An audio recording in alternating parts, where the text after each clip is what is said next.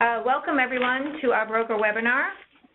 Our topic for our July broker webinar is state level action changing the insurance market. My name is Frances Fiat. I'm the sales manager for HealthSource RI for Employers. I want to welcome all of you today to this webinar. A few housekeeping items. We'd like to ask everyone to keep their phones on mute. We do have a chat line open during the webinar. Feel free to type in your questions and we'll review them as we go along. There will also be time at the end in addition to that. If you're on Twitter, our hashtag is hashtag HSRI for Employers. Feel free to go into Twitter. And we're very excited today because we have a special guest speaker, Zach Sherman, the Director of HealthSource RI. So we'll get started here. Quick review for everyone. We at HealthSource RI for Employers are the exclusive source for offering employers a multi-carrier option. It's a large group benefit for the small group market. We offer the full choice model where we have multiple carriers, the multiple metal levels for medical and dental. There's no participation requirement of the number of employees, and we have a team here that can work with you on the quoting and process to getting it set up. There's a defined contribution that helps business owners control what they spend on their annual health care budget, and this flexibility gives the employees control over what they can buy and what's the best plan for themselves and their dependents. So if you are a broker who would like to get certified with us, it's very easy. The contact to do everything on the broker side is our operations analyst. Her name is Jocelyn Hagwitini. Her name is on the screen. Her direct phone number is 1-857-499-2068. Her email is there too at nfphealth.com. And I've introduced myself, so my direct line, if you should ever have any questions on sales, anything you need to know on the employer side, my direct line is 401-236-8009. Okay, I'm going to now hand it off to Zach Sherman, the Director of HealthSource RI, who has joined us today to give our webinar, and we're very happy that you could be with us. Great. Thank you, Fran. So my name is Zach Sherman, as Fran just noted. I'm the Director of HealthSource RI.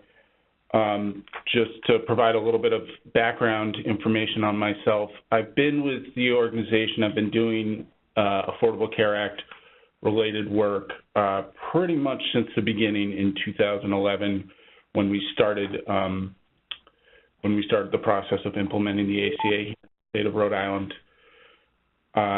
Since that time, I've pretty much held every single job there is to hold at HealthSource RI, including the organization's Chief of Staff, Chief Financial Officer, and the Director role, which I now have and have been in since 2015, nearly 3 years. So jumping into the agenda for today, what we're going to cover is we're going to talk about what we've accomplished through the ACA here in the state of Rhode Island and how that has changed our various health insurance markets. I'm going to talk a little bit about the recent challenges we've experienced in terms of threats to the Affordable Care Act over the last couple of years and what we've been able to do at the local level, at the state level, to push back on some of those threats. And then I'm going to close by talking about the recently passed legislation around sole props and what the next steps the state is doing to make that a reality. So, as Fran noted, feel free to throw questions out there at any point in time, and I'll do my best throughout the presentation to address your questions. So, starting with what has the state of Rhode Island accomplished under the ACA? In 2013, we launched HealthSource RI, Rhode Island's marketplace for access to affordable health coverage. At the same time, we also expanded Medicaid through the ACA and launched HSRI for Employers. Through the implementation over the last several years, we've been able to drop the uninsured rate by more than half. It was nearly 12% in 2012, it's now about 4%. 96% of the state has some form of health coverage, which is the 6th lowest in the country, and we have the 3rd lowest uninsured rate for kids. 98% of children have health coverage. We've been able to create and foster a competitive marketplace that is Health Source RI. One of the biggest things, controversies that you see at the national level about marketplaces is instability and skyrocketing premiums. In 2017, I believe the national average increase on the individual market through marketplaces was about 22%. We actually saw a rate decrease that year, and in 2 of our 4 years, we've seen average premiums go down, which is a testament to the competitive nature of our marketplace. And our ability to drive awareness and bring in all sorts of risks to maintain the stability of the individual market. That has resulted in us improving our relative benchmark against other states across the nation.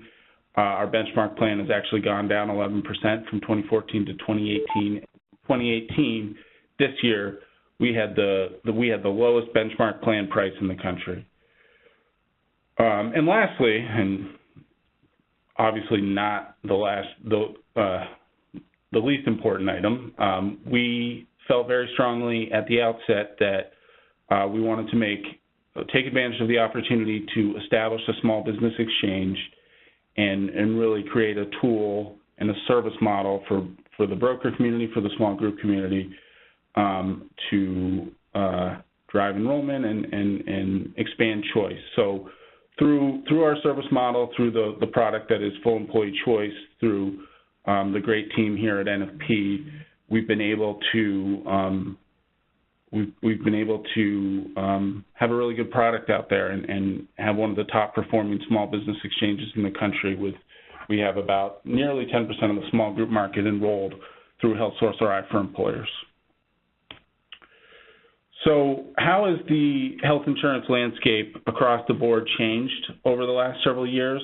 The slide you have in front of you is data from a survey that we've done 3 times since 2012, and it's so prior to the ACA and post-ACA, and it shows how the various markets have changed. So just very quickly, going from bottom to top, as I mentioned, we dropped the uninsured rate. We've dropped the uninsured rate significantly. It's now down to about 4% today. I think we've seen our population age a little bit. The Medicaid market has increased from 14% in 2012 to 16%, up 2% in a couple of years. We've seen Medicaid grow significantly. That is due to the fact that there was a new eligibility segment available under the Affordable Care Act. Childless adults were eligible for the first time to enroll in Medicaid up to 138% of the federal poverty line, and as a result, about 70,000 childless adults in the state took advantage of that. And then the largest segment of the insurance markets is by far private insurance, which represented in 2012 about 57% of the state, and today is closer to 53%, or 540,000 lives. Moving on to the next slide, we're going to dive into the private insurance, the commercially insured markets, and how they've changed over time. This chart, this data set is from a different source.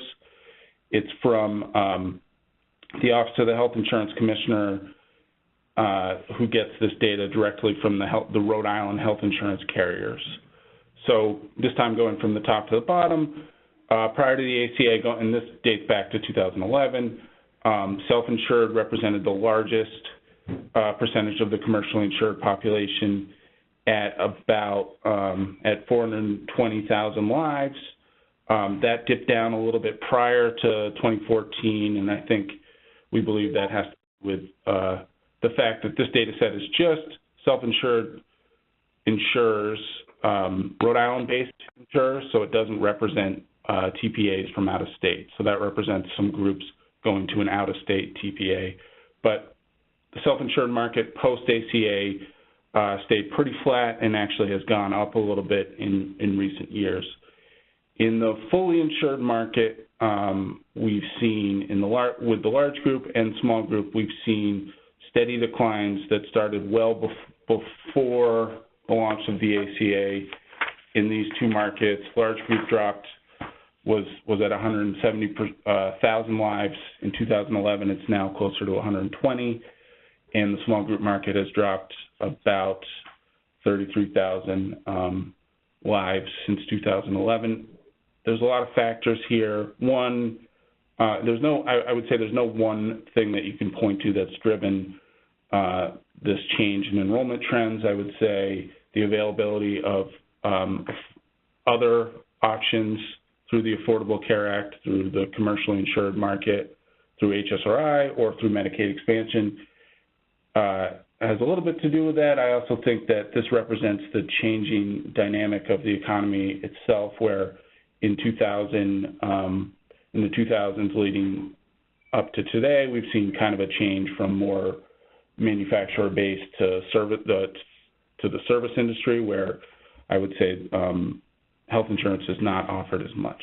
So, and then lastly, I would say the last thing I want to touch on is the individual market has increased threefold since 2011, and that has to do with the launch of HealthSource RI and the availability of financial assistance to help pay for lower-income populations who don't have access to employer-sponsored insurance. So, Zach, we have a question from the chat line, particularly on this screen for the small group market. Can you share how many groups currently are enrolled with HealthSource RI for employers and members that we have? Yeah, so we have, sure. That's a great question. We have over 700 small groups enrolled through HealthSource RI for employers, and that represents, I believe, about 5,300 members. And so that's just, as you can see, that's just under 10% of the small group market. Thank you for that question. So that came in through the chat line. Have any other questions come in? We have another one. How is the uncertainty caused by the Trump administration impacting Rhode Island, and how will we defend against it and other interests?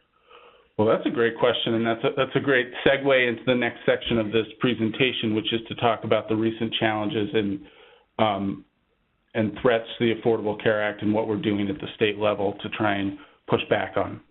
So just with that, moving into the next slide, just to kind of level set on the challenges posed over the last couple of years. As we all know, we had a change in federal administration. Donald Trump became president in early 2017, and there's been a Republican Congress in both the House and the Senate.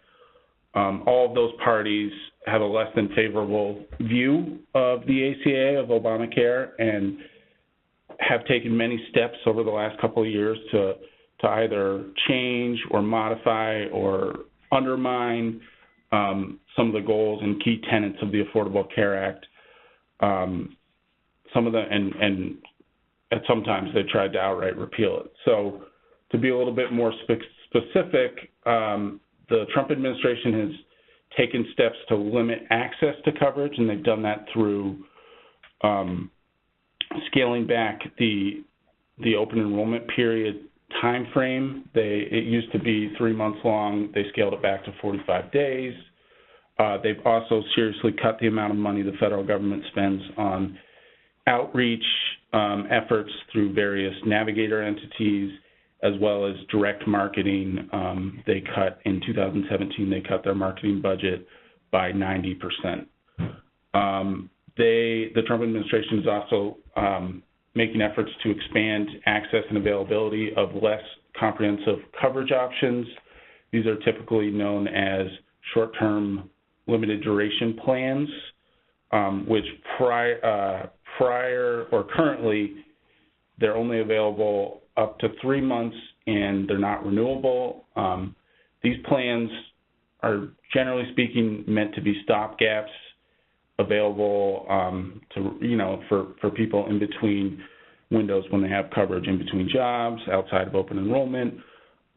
The Trump administration wants to expand access and make them available all the time. They want them to be renewable. And some of the challenges, in my opinion, related to these plans is that they don't necessarily cover all of the things that you'd want to have covered in a comprehensive health plan. So they're not required to cover the 10 key essential health benefits. They don't necessarily have to cover pre-existing conditions. There's instances where, they won't cover maternity care until the 10th month of having the coverage, and that doesn't make a lot of sense because you need that a lot sooner than the 10th month of having the coverage. So those are some administrative efforts that the federal administration is doing to change up the Affordable Care Act. Congress also took steps recently to repeal what's known as the individual mandate. It's technically called, it's known as the shared responsibility requirement, but in tax reform in late 2017, they repealed the penalty associated with not having health insurance effective January 1 of 2019. The risk in our mind, in my opinion, is that that has been a key and necessary tool for enticing people to get covered, particularly younger, less risky folks, which are important for maintaining the stability of the overall risk pool. So those are the challenges, the threats. What we are doing at the state level to stand up to the federal government to protect our markets is and has been enabled by the fact that we have state-based flexibility by virtue of having a state-based marketplace. So we are able and have done the following things. We are able to and have done the following things. We extended our open enrollment period to 2 months. We were able to maintain funding for marketing and outreach. We can't take advantage of any of the financial assistance available for those things through the federal government, as we are required to be both self-sufficient and we need to be able to raise the money to pay for our own marketing and outreach. At the end of 2017, the Trump administration decided to stop paying for what's called cost-sharing reductions. These are low-income subsidies for people who enroll in marketplaces and purchase silver plans. This had the impact of driving up rates in every single state because, for example, in the state of Rhode Island, the feds were paying insurers about $18 million a year, and that money went away. So we were effectively able to do what's called silver loading. There's a question here, what does silver loading mean?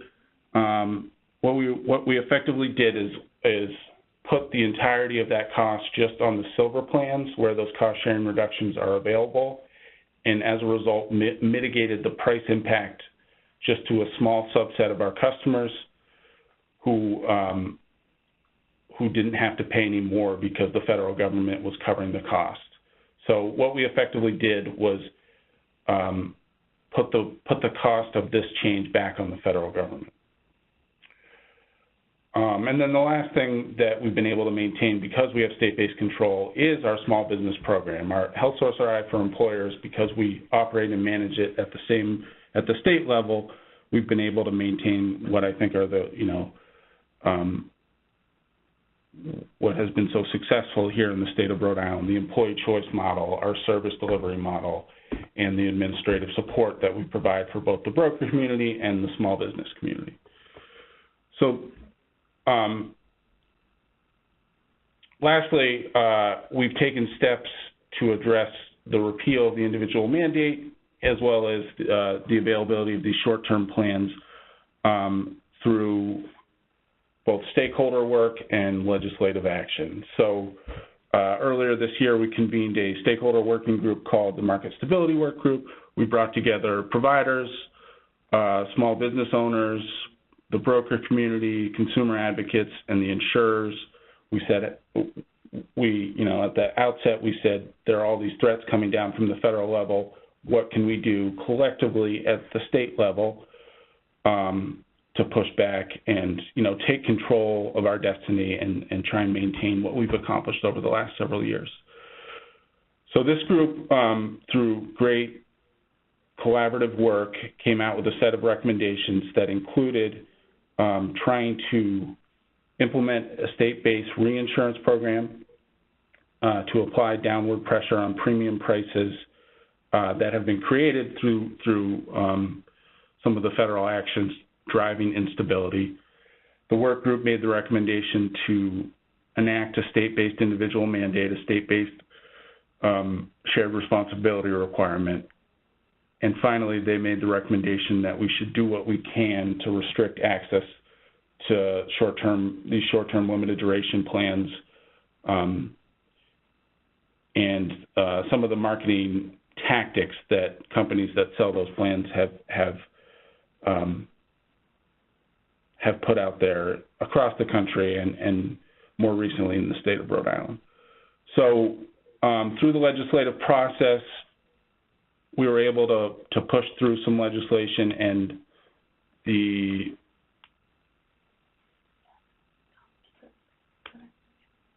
I'm sorry.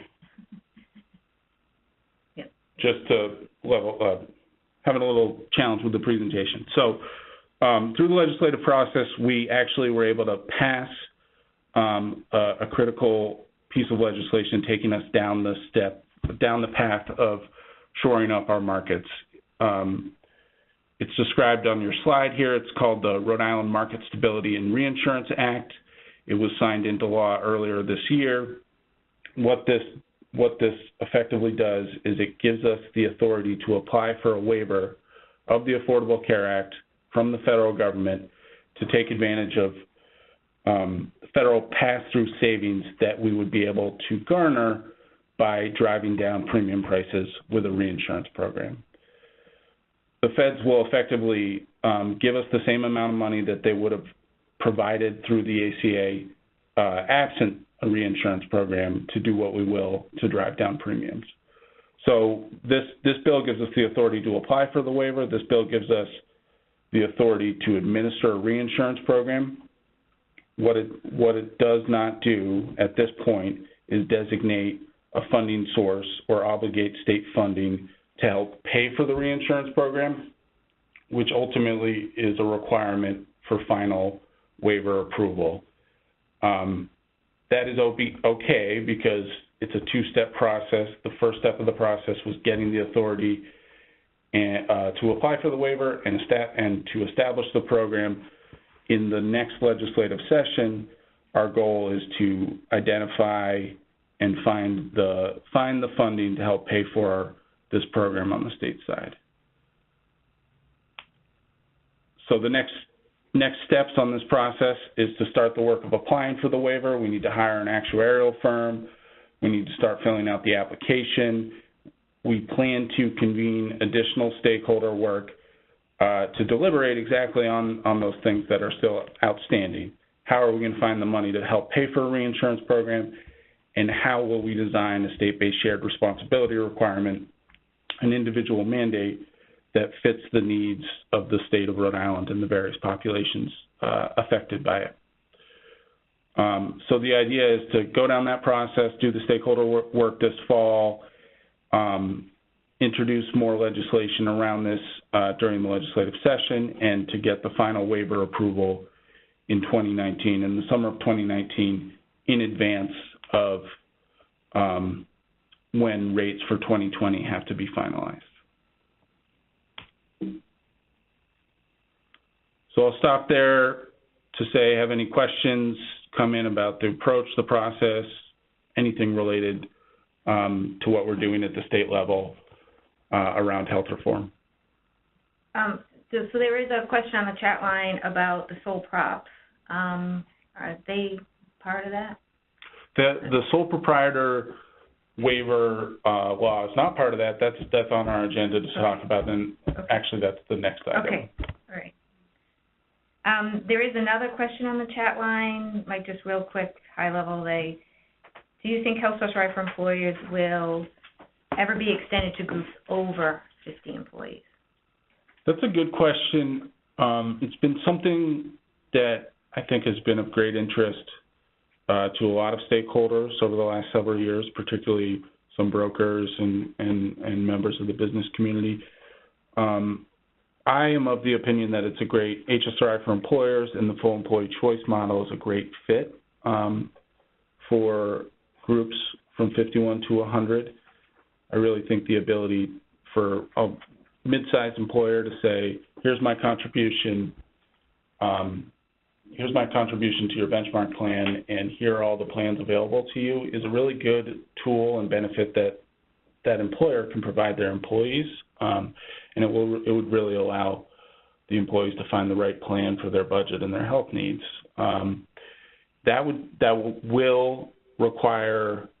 To do that, it would require a change in state law that relates to the definition of the small group market. State law currently defines, for health insurance purposes, a small employer as 50 or less employees, and so we would not be able to go forward with anything like that unless we got a change in state law. So to the extent that folks are interested in doing this, we are eager to talk to you about it, and if we can, come together and bring enough, drive enough interest around this particular issue, I think that, it's worth getting together and doing some advocacy in the next legislative session around accomplishing just that. Okay, we have another question that came in on Chatline. Are you looking to implement an individual mandate to fund reinsurance? That is one of the potential ways in which we could raise the money to help fund reinsurance. I would say New Jersey has already done that. New Jersey, this legislative session, they passed a bill that enacted a state-based individual mandate and directed all the funding into a specific account to help pay for reinsurance. So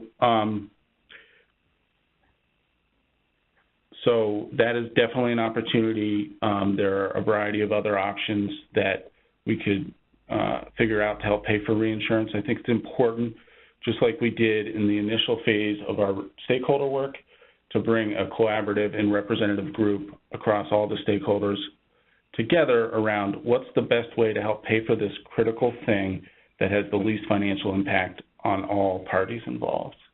So that's what I look forward to doing this, to working through this fall. And it looks like another question has come in from Rob, and it says, info on the 1332 waivers from Milliman says states need to prove the waivers won't add to the deficit and provides the same care as under the ACA.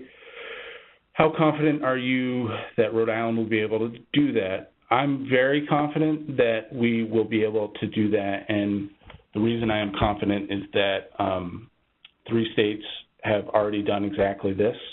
Minnesota, Oregon, and Alaska have used the 1332 waiver process to prove to the federal government that they can establish a program that is as comprehensive as under the ACA, covers as many people as under the ACA, and doesn't add to the national debt. Another reason I'm fairly confident about it is that CMS, the federal government, has indicated that they to the extent possible, they want states to do what they can at the state level to drive down premiums, and they've indicated very clearly, unofficially and officially, that they are comfortable with what Minnesota and Oregon and Alaska have done and would be very open to other states doing that. I would just add that, one of the reasons we're pushing for this mechanism is that it's something that we know the Trump administration has been and will continue to be comfortable with allowing states to do under the ACA.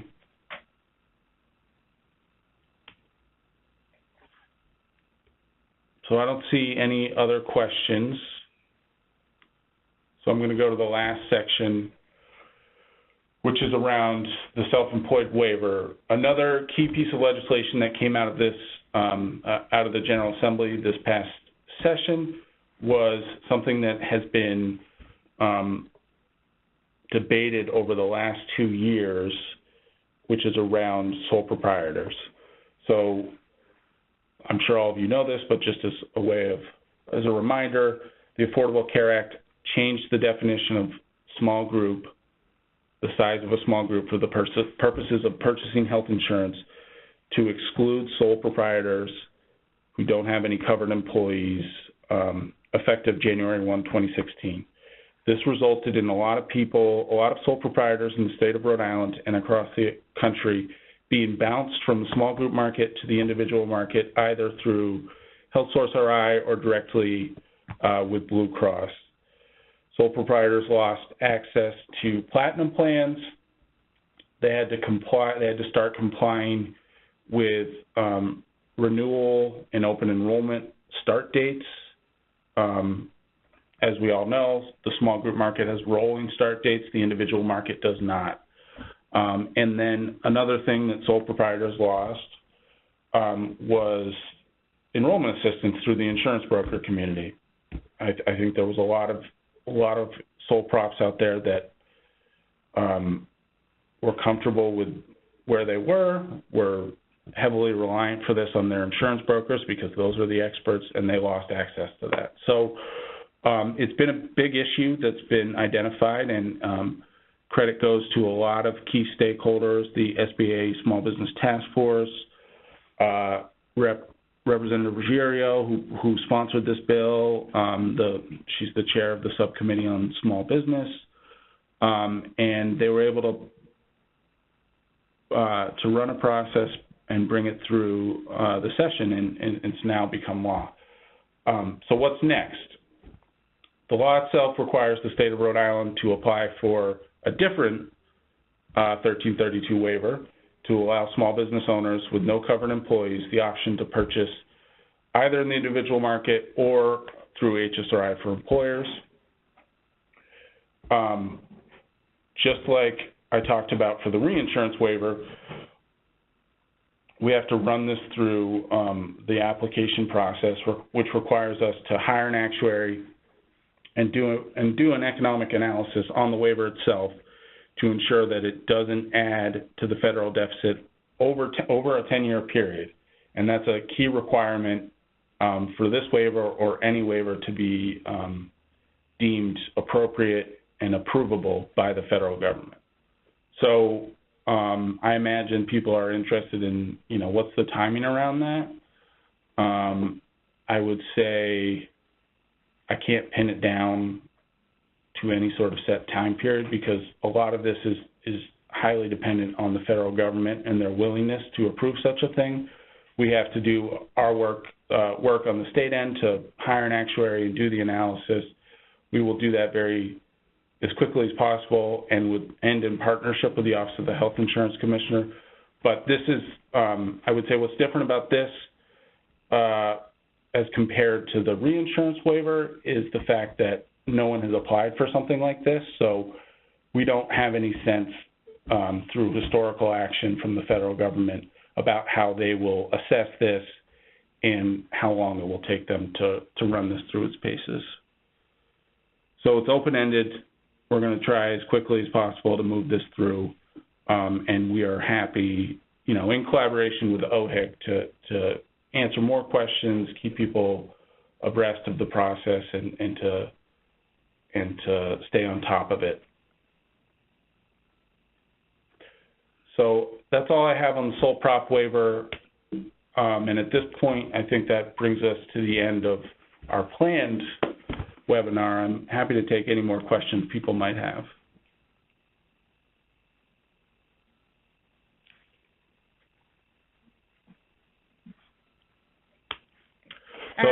So thank you. I'm going to hand it back to Fran. Thank you, Zach, for joining us today. I want to thank everyone for joining us for this webinar with Zach Sherman, the Director of Health Source RI. And I just want to let everyone know that we will not be having a webinar in August. Our webinar series will kick off again in September, Thursday, September 20th. Our topic will be Medicare. We'll kick off our series for the fall. We'll be having it again the third Thursday of every month. We would like your feedback.